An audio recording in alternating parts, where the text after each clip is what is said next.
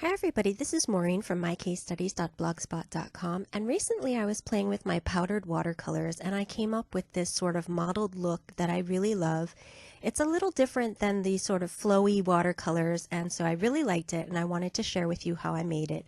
And this is the card we're going to do, so let's get started. Okay, so I started with this die from a die set from My Favorite Things called Diamonds, and I cut it out of plain old label or sticker paper. And now I'm peeling off the protective backing. And what I'm going to do is get out my centering guide. And what this is just a piece of gridded template plastic that I've drawn centering lines on, and it's the size of an A2 card. So I'm going to put it on there and I know it's straight and centered according to my template. So I'm going to put that down where I want it, stick down the top, and then I'm going to hold down that top while I pull out the template. And then I'm going to stick that down with my fingers, but to make extra sure it's really stuck down well, I'm using my brayer. And by the way, I am on the smooth side of watercolor paper. This is a 140-pound watercolor paper. And so I'm using the smooth side to help the label paper stick a little better. This is emerald green Brushos, and I'm just going to tap it very lightly and put it on my card. And in case you're wondering, I have taken them out of their original containers and put them in these little needle nose bottles because I find it a little easier to control. And now I'm going to shake out that blue, and I'm going to take my water spritzer and I'm going to hold this kind of far away from my paper. You want a really fine mist to be hitting your paper, not big droplets. The thing that's going to make it is the fine mist, and you build up that mist until you have the tiniest droplets of water on your watercolor paper. And that is going to give you that kind of separate mottled look instead of the flowy watercolor look.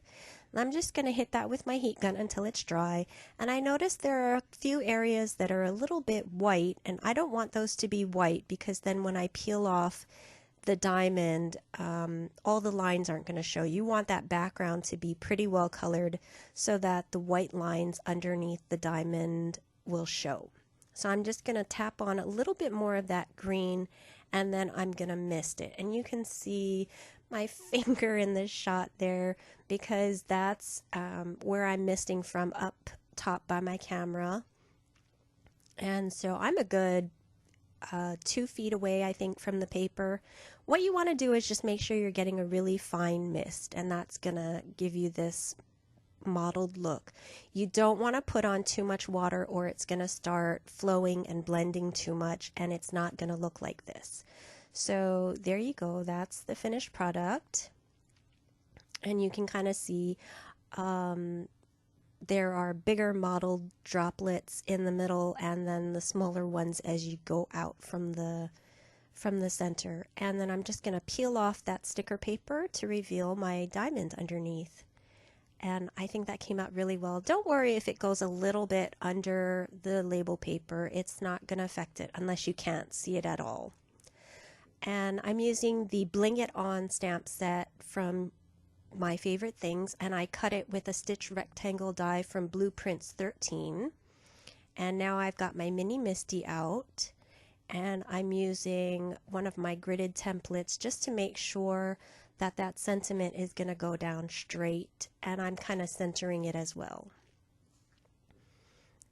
I'm making sure it's in the corner, and then I'm going to move it over so that I can ink up the sentiment with my VersaFine Onyx Black ink. And I'm going to stamp that down, and because the colors on the card are pretty dark, I wanted to stamp it one more time because I wanted to make sure you could see that sentiment.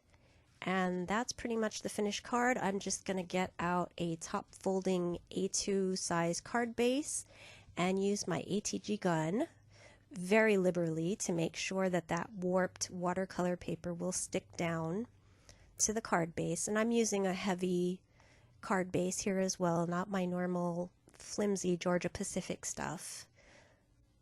And there's the finished card, and I just wanted to show you a couple other effects you can get. This first one I put a little bit too much powder in it, so it came out really dark, but it still came out really nice. I like that really mottled effect. This I just use a blue, and I didn't quite spritz on enough water, so the mottling was very small.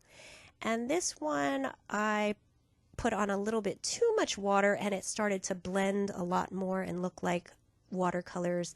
And this one I actually sprayed before I put down the powder, and so it came out a little different looking. I would not recommend that.